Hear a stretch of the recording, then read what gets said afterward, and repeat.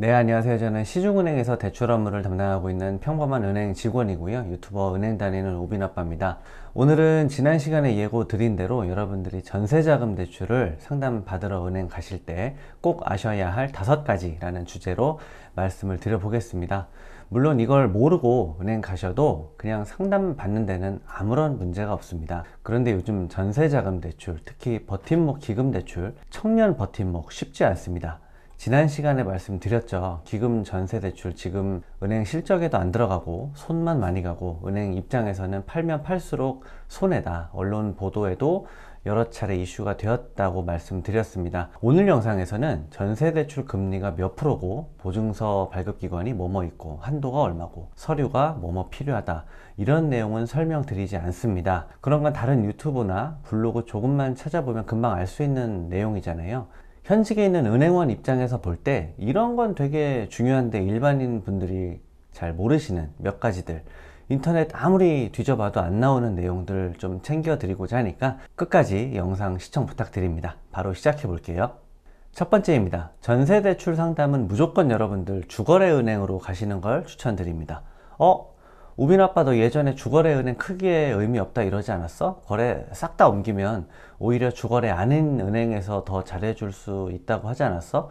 제 영상 예전부터 보신 분들은 이렇게 말씀하실 수도 있는데요. 사업자 대출이나 제가 주로 사업자 대출 방송을 많이 했었죠. 일반 은행 대출에서는 이 얘기가 맞아요. 주거래은행 크게 의미 없습니다. 그런데 현재 전세대출은 지금 그렇지 않습니다. 왜냐하면 누누이 강조하지만 최근에 은행권에서 전세대출 자체를 약간 꺼린다고 했잖아요. 은행 실적에도 안 잡히고 하면 할수록 손해고, 그러다 보니 전세대출 상담이 오면 여러분들 아마 경험하셨을 거예요. 주거래은행이 어디세요? 이렇게 먼저 물어봅니다. 이 말은 솔직히 말하면 주거래은행이 현재 아니면 상담 시작 자체가 좀 어렵다는 말이거든요.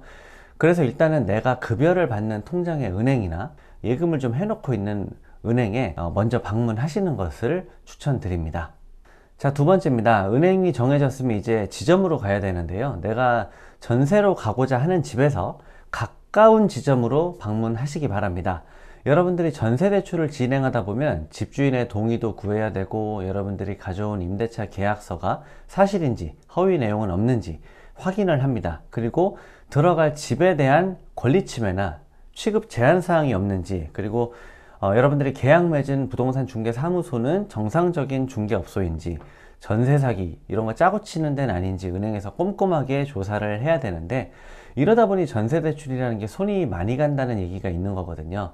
그런데 여러분들이 만약에 전세로 들어갈 집에서 멀리 떨어진 은행 지점으로 가게 되면 아무래도 그 동네 파악도 어렵고 적극적으로 하려는 마음이 떨어집니다. 물론 이게 다 그런 거는 아닌데요. 심사하는 은행마다 직원마다 조금씩 달라질 수 있는 게 대출 심사다 보니 이게 약간 확률 게임이거든요. 확률을 좀 높이고자 하는 얘기를 제가 하고 있는 겁니다.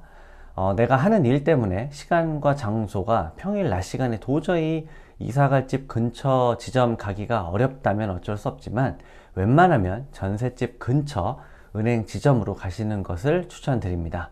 세 번째입니다. 소득 서류는 무조건 잘 챙겨 가시길 바랍니다.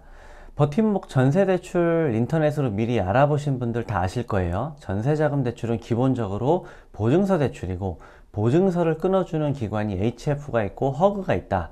HF 보증서는 차주의 소득이나 상환 능력을 주로 따지고, 허그 보증서는 주로 집을 따진다. 이렇게들 많이 알고 오십니다. 공부를 하신 거죠.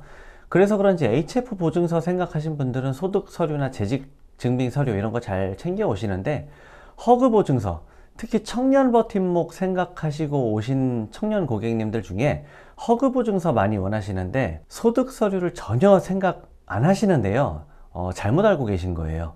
아무리 허그 보증서라고 하더라도 기본적으로 대출 심사라는 건 상환 능력을 어필하셔야 대출 승인 확률이 훨씬 높아집니다. 본인이 증빙서득이 없어도 내가 이러이러한 게 있으니까 전세대출 연체 안 시키고 잘 갚을 수 있다 라는 증빙을 주셔야 전세대출 승인 확률이 훨씬 높아져요.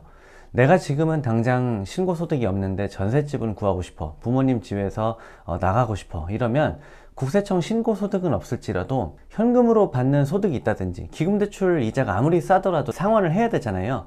여러분들이 어떻게든 상환할 거잖아요. 뭘로 상환할 거다?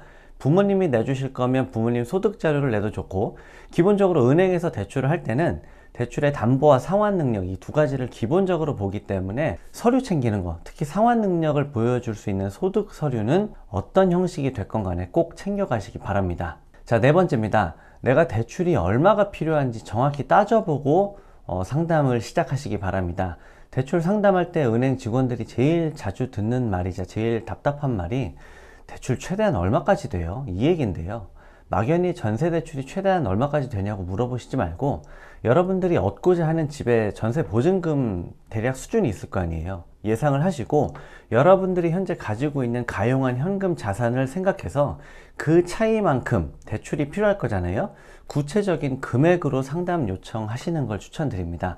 은행원들이 느끼는 상담의 진정성이 달라집니다. 전에 한번 말씀드린 것 같은데, 만약에 여러분들 친구가 돈 빌려달라고 전화를 했어요. 여러분한테 얼마 필요해? 물어봤는데 그냥 너 되는 대로 최대한 빌려줘 라고 말하는 거랑, 내가 어디 지금 필요해서 얼마가 필요하고 지금은 당장 못 갚지만 앞으로 이러이러한 소득으로 갚을 테니까 좀 빌려줘라 라고 말하는 거랑 어느 쪽에서 더 진정성이 느껴지십니까? 판단은 여러분들께 맡기겠습니다. 자, 오늘 마지막 5번째입니다. 발품 파는 게 중요하다. 제 영상 보시고 서류 잘 챙겨서 전셋집 근처에 있는 주거래 은행 지점으로 가셔서 대출 상담을 받으신다 하더라도 상담하는 직원에 따라서 여러분들이 거절될 수도 있습니다. 이럴 때 발품 파셔야 됩니다. 여러분들 은행 가보시면 은행 직원도 가만 보면 나랑 좀 맞는 직원이 있고 안 맞는 직원이 있지 않던가요? 저도 예전에 제 거 전세 대출을 받으러 다른 은행들 돌아다녔을 때 생각이 나는데요. 참고로 저희는 은행 직원이기 때문에 자기가 재직 중인 은행에서는 전세 대출을 받을 수가 없습니다. 막혀 있어요. 그래서 여러분들이랑 똑같은 입장에서 서류 떼서 다른 은행 돌아다녀야 하는데, 진짜 제가 고객 입장에서 가면 직원마다 나랑 케미가 맞는 직원이 있고 안 맞는 직원이 있어요. 친절한 직원도 있고 싸늘한 직원도 있고, 한국말인데 그냥 대화 자체가 힘든 상대도 있고 그렇습니다. 근데 이게 어느 업종이든 마찬가지잖아요. 처음 상담 받았다가 거절됐어도 그러려니 하고 다른 지점 가셔서 상담하겠다라는 생각을 처음부터 먹고 은행 방문하시라고 말씀드립니다. 저도 이렇게 말씀드리는 게 안타깝지만 현실이 그렇습니다. 기금은 고갈된 상황이고 은행에서는 기금 대출을 하면 할수록 손해인 상황이고, 손해니까 은행 실적에서 빼버리고, 은행 실적 안 되니까 직원들은 소극적이 되고, 당분간은 어쩔 수 없는 상황이라서 좀 현실적으로 말씀을 드립니다. 발품 파는 거 중요하다. 이렇게 오늘 마무리 드리겠습니다. 자, 오늘은 전세자금 대출 상담 받을 때 일반인 분들이 아셔야 할 내용이라는 주제로 말씀을 드려봤는데요. 오늘 내용에 동의하지 않는 분들도 계실 수 있습니다. 어디까지나 제 주관적인 의견에 불과하고요. 제 의견이 은행권의 공식적인 입장이 절대 아니니까 여러분들이 오늘 내용 들어보시고 적절하게 판단하시는 걸로 제 영상 오늘 소비하시길 부탁드리겠습니다. 오늘 내용 좋으셨으면 구독, 좋아요 부탁드리고요. 저는 다음 시간에 더 좋은 내용으로 찾아오도록 하겠습니다. 오늘도 시청해 주셔서 감사합니다. 수고하셨습니다.